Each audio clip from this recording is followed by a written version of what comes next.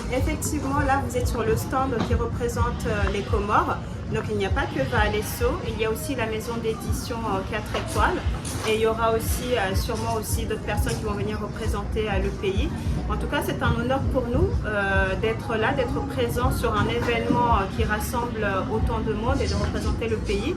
Maintenant, notre objectif à nous, bien évidemment, c'est de faire connaître les Comores autrement, à la fois sur le côté culturel par les livres et à la fois sur le côté mode par l'utilisation des tissus.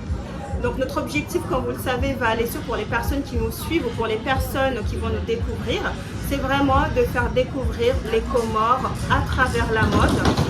Comme vous voyez, là, il y a une création qui est juste en face, un t-shirt, notre dernière création. Fatima Binti Abderrahman, donc c'est une reine moélienne.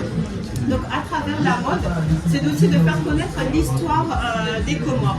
Donc nous, c'est vraiment une mission qu'on s'est donnée, à la fois que ce soit sur le côté très coutumier des tenues, montrer qu'on peut avoir des tenues très traditionnelles et montrer qu'on peut avoir des tenues très modernes et montrer aussi qu'on peut être urbain, mais à la fois porter des choses avec des messages qui ont du sens derrière pour le pays.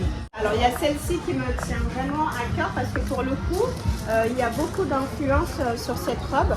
Donc vous voyez qu'on est vraiment sur le tissu pour le coup traditionnel du grand mariage, le Saharena Subahia rouge. Notre objectif c'était d'apporter une pointe de modernité. Donc là on a mis un tissu couleur chair et puis tout le reste, le Saharena Subahia avec le satin rouge et apporter notre pimpin comorien et une comorienne ou une tanzanienne ou enfin en tout cas l'Afrique de l'Est peut se retrouver dans ce genre de tenue. Donc encore une fois, c'est l'objectif c'est vraiment de détourner le tissu traditionnel et de montrer à la jeunesse pour les événements, pour les mariages, porter avec fierté les tissus traditionnels qui parlent du pays. Vaalesso sans les bombers, c'est vraiment c'est le côté coup de cœur.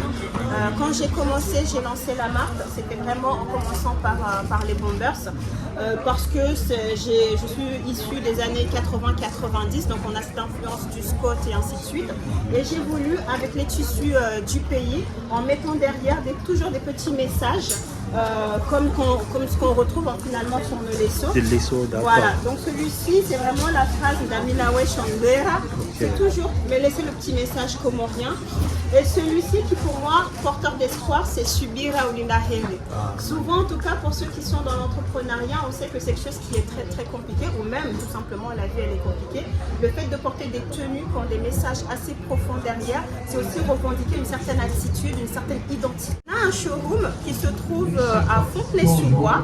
On a notre Facebook et Instagram Vaalesso et on a un site internet Maison Vaalesso.